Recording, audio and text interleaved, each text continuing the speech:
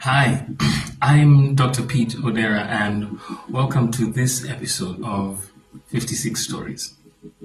I'm a minister, an author, a multiple award-winning musician, and a Stellar Award-winning broadcaster.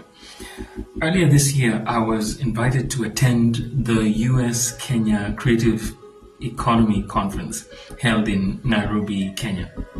There was a session where there was some tough conversations going on, and there was some tension in the room. And then I got up to speak. When I got up to speak, I remember getting an applause for saying, 35 years ago, I started my music career. I realized that the vast majority of people in the room were either, number one, not yet born, or very small children when I started out. A good number of people had never heard of me, while some had heard of this mythological figure called Pete Odera that emerged from his cave once or twice a year, who had shaken the foundations of the music world and youth culture in the past.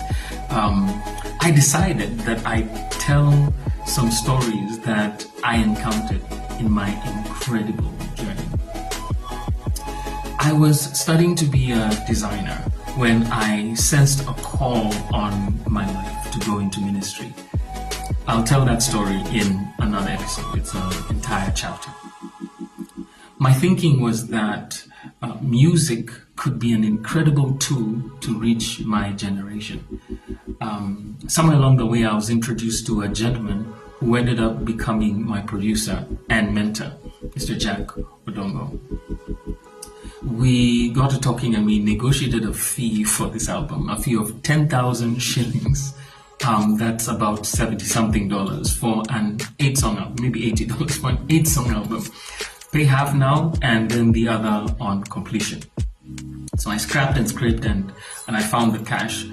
I remember borrowing 1,500 shillings from my brother, from my younger brother.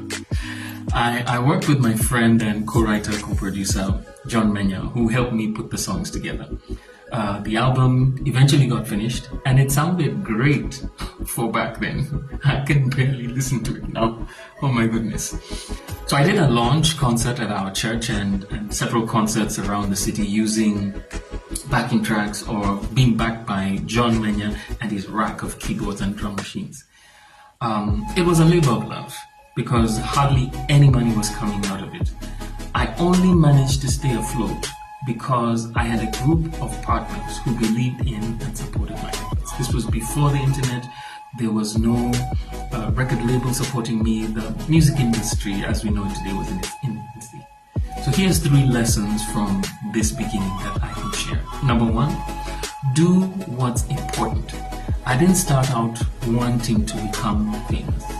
Fame found me because I was doing something important and significant. Number 2, find your circle. This is important.